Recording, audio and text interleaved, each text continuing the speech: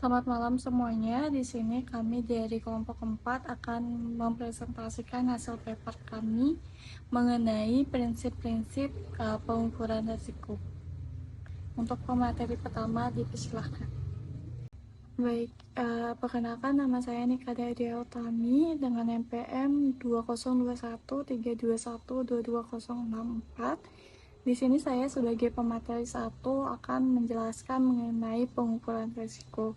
Jadi risiko ini seringkali digambarkan dengan kemungkinan sesuatu yang terjadi berupa kerugian atau sesuatu yang tidak diinginkan atau tidak diharapkan kehadirannya. Maka perlu dilakukan pengukuran risiko ini dengan tujuan perusahaan dapat menganalisis seberapa besar atau kecilnya risiko dari sebuah perusahaan yang akan dilakukan oleh perusahaan. Risiko-risiko ini dapat berupa bermacam-macam, di antaranya yaitu berupa kerugian atas aset kekayaan individual maupun perusahaan ataupun penghasilan karyawan. Sebagai contohnya, dapat diakibatkan oleh kebakaran, pencurian, pengangguran, dan sebagainya. Baik, jadi sistem pengukuran risiko ini digunakan oleh perusahaan untuk mengukur eksposur risiko yang mungkin terjadi, sehingga perusahaan dapat melakukan rancangan pengendalian terhadap risiko-risiko yang kemungkinan akan terjadi ke depannya gitu. Nah, sistem pengukuran ini dapat mengukur beberapa hal, diantaranya yakni sensitivitas produk atau aktivitasnya. Yang kedua ada kecenderungan perubahan faktor-faktor. Yang ketiga ada faktor resiko secara individual. Yang keempat itu ada eksposur resiko. Dan yang kelima, seluruh resiko yang melekat pada seluruh transaksi serta produk perusahaan, termasuk produk dan aktivitasnya. Baik, materi selanjutnya yakni mengenai manfaat dan dimensi pada pengukuran risiko. Jadi terdapat dua manfaat dalam melakukan pengukuran risiko, yakni yang pertama untuk menentukan kepentingan relatif dari suatu resiko yang dihadapi, dan yang kedua yakni untuk mendapatkan informasi yang sangat diperlukan oleh manajer risiko dalam upaya menentukan cara dan kombinasi cara-cara yang paling dapat diterima atau paling baik dalam penggunaan sarana penanggulangan risiko. Adapun bagian-bagian yang harus dilakukan dalam pengukuran risiko yakni frekuensi atau yang pertama yakni frekuensi atau jumlah kejadian yang akan terjadi. Artinya perusahaan harus mengukur berapa besar kemungkinan suatu perihal yang dapat menimbulkan risiko dapat terjadi dalam suatu periode.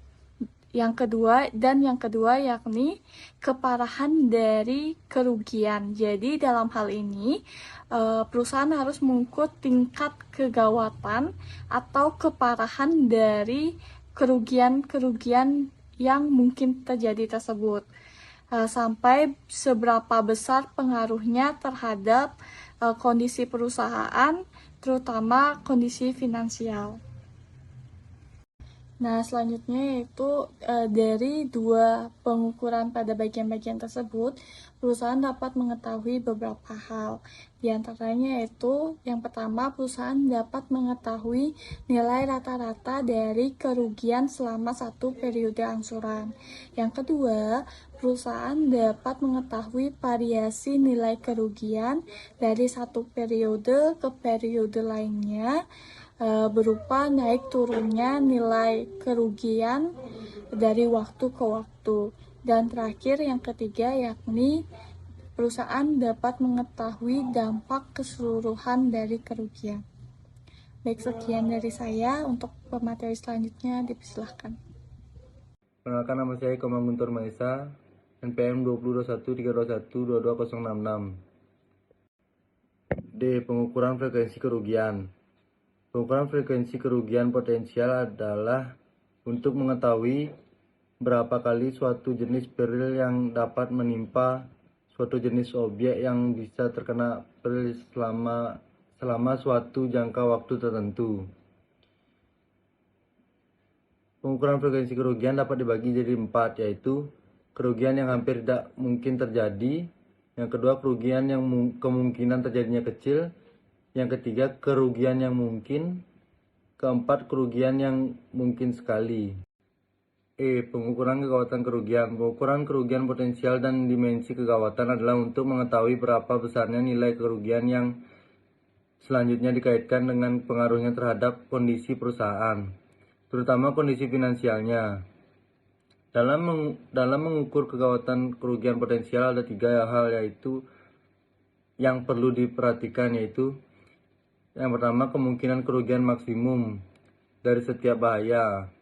Yang kedua probabilitas kerugian maksimum dari setiap bahaya.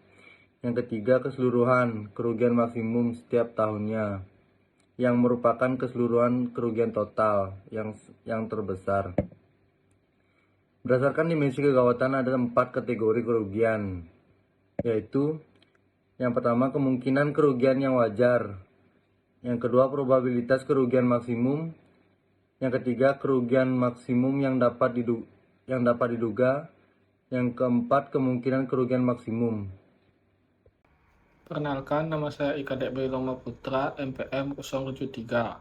Di sini saya akan menjelaskan tentang konsep probabilitas. Probabilitas adalah pernyataan menarik tentang kemungkinan dari suatu kejadian yang dapat terjadi. Dalam hal ini, peluang dapat terjadi sebagai suatu ukuran terhadap kepastian atau ketidakpastian. Untuk melakukan analisis terhadap kemungkinan dari suatu kerugian potensi perlu memahami prinsip dasar teori probabilitas. 1. Konsep sample space. Konsep probabilitas yaitu dengan konsep mengenai sample space dan event suatu kejadian atau peristiwa.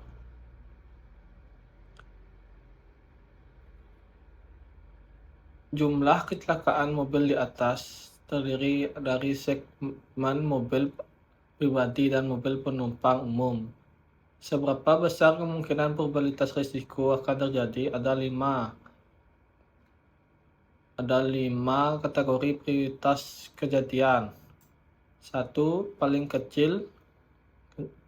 Yang kedua, jarang. Yang ketiga, mungkin. Dan yang keempat, sangat mungkin. Dan yang kelima, hampir pasti.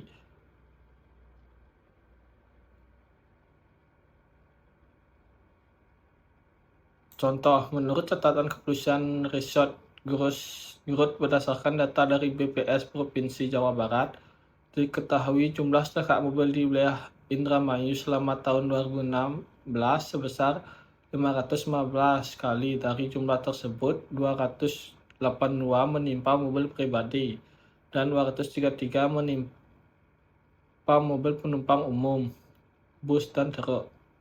Untuk mobil pribadi terdiri dari bobot 2, sedangkan mobil penumpang umum diberi bobot 1. Maka berapakah nilai probabilitas terjadi kecelakaan mobil?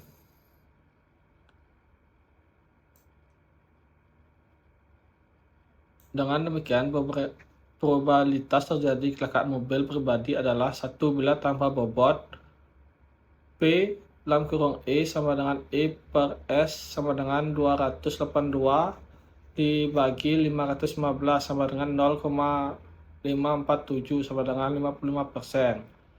Bila dengan bobot P(E) sama dengan W bagi W sama dengan 2 kali 882 dibagi 2 kali 282 tambah 1 kali 233 sama dengan 564/79 sama dengan 70%. Yang kedua, asumsi probabilitas. Yang pertama, bahwa kejadian atau event tersebut akan terjadi. Yang kedua, bahwa kejadian-kejadian adalah saling pilih. Artinya, dua event tersebut, kecelakaan mobil pribadi dan mobil penumpang umum, tidak akan terjadi bersamaan. Asumsi di atas membawa kita pada hukum penambahan yang menyatakan bahwa total probabilitas dari dua event atau lebih dari masing-masing event yang saling pilih tersebut. Yang ketiga, bahwa pemberian bobot pada masing-masing event dalam set adalah positif, sebab besaran probabilitas akan berkisar antara event yang pasti terjadi probabilitas 1, sedangkan event yang pasti tidak terjadi probabilitasnya 0. Sekian presentasi dari saya, selanjutnya akan dilanjutkan oleh teman saya. Perkenalkan, nama saya Igusti Made Trisna Dharma Putra, NPM 20213221222074. Di sini saya akan menjelaskan tentang definisi aksioma probabilitas. Aksioma probabilitas adalah prinsip dasar yang digunakan sebagai dasar dalam teori probabilitas. Aksioma probabilitas ini membantu dalam membangun teori probabilitas secara konsisten dan tidak bertentangan dengan teori lainnya. Definisi probabilitas adalah suatu nilai atau angka yang terletak antara 0 dan 1 yang diberikan kepada masing-masing event. Aksioma definisi probabilitas terdiri dari 3 aksioma. Probabilitas adalah nilai atau angka yang terletak antara 0 dan 1 yang diberikan kepada masing-masing event. Jumlah hasil penambahan keseluruhan probabilitas dari event-event atau set E yang saling pilih set S adalah 1. Probabilitas suatu event terdiri dari sekelompok event yang saling pilih dalam suatu set S adalah merupakan hasil penjumlahan dari masing-masing probabilitas yang terpisah. Nilai harapan atau expected value adalah sebuah konsep dalam statistik yang digunakan untuk membantu memutuskan apakah sebuah tindakan menguntungkan atau merugikan. Nilai harapan yang maksimum diperlukan untuk hal-hal yang sifatnya menguntungkan seperti laba, penjualan, penerimaan, dan sebagainya. Sedangkan nilai harapan yang minimum diperlukan untuk hal-hal yang sifatnya merugikan seperti kekalahan. Terima kasih. Baik, perkenalkan, nama saya Iketut Ageng Arya Bawa, NPM 2021221222075. Di sini saya akan mempresentasikan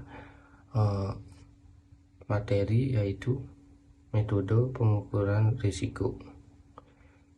Yang pertama ada distribusi binomial Bernoulli.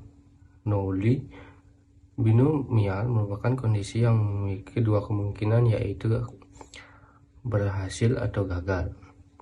Yang pertama, kelebihan paling sederhana untuk diimplementasikan.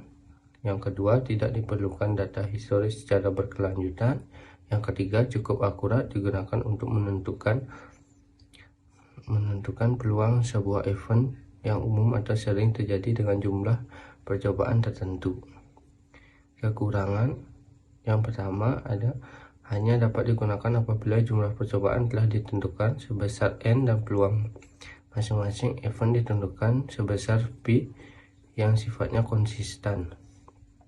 Yang kedua, hasil setiap percobaan hanya dapat dikategorikan ke dalam dua kelas, misalnya berhasil atau gagal. Yang ketiga, tidak dapat digunakan untuk menghitung peluang kejadian pada selang waktu tertentu. Yang keempat, data yang bisa digunakan hanya dalam bentuk diskrit atau angka bulat, tidak pakai dimisial. Metode pengukuran risiko yang kedua yaitu distribusi Bayesian. Bayesian distribusi ini merupakan probabilitas untuk variabel diskrit acak yang mempunyai nilai 0, 1, 2, 3, dan seterusnya. Kelebihannya adalah yang pertama, khusus digunakan untuk menghitung peluang event atau jumlah yang ditentukan pada selang waktu tertentu atau tempat tertentu. Yang kedua, digunakan untuk menentukan peluang sebuah event yang dalam ada kecepatan tertentu diharapkan terjadinya sangat jarang atau P mendekati 0. Yang ketiga, tidak diperlukan data kontinu dan banyak sampel event jenis untuk data historis. Yang kedua, kekurangan, yang itu pertama, metode Bayesian sering menggunakan asumsi varian yang melebihi min-nya, hasilnya data yang dihasilkan kurang akurat. Yang kedua, data yang bisa digunakan hanya dalam bentuk diskrip atau angka bulat, tidak pakai dimisial. Yang ketiga, metode pengukuran risiko. Yang ketiga adalah value at risk atau VAR, metode perhitungan market risk untuk menentukan risiko kerugian maksimum yang dapat terjadi pada suatu portofolio, baik single instrumen atau multi instrumen pada kondisi level tertentu, selama holding periode tertentu, dan dalam kondisi pasar yang normal. Baik, sekian dari presentasi saya ucapkan terima kasih. Baik, sekian presentasi dari kelompok kami. Mohon maaf bila masih banyak kekurangan dan kesalahan, dan kami ucapkan terima kasih atas perhatiannya. Selamat malam.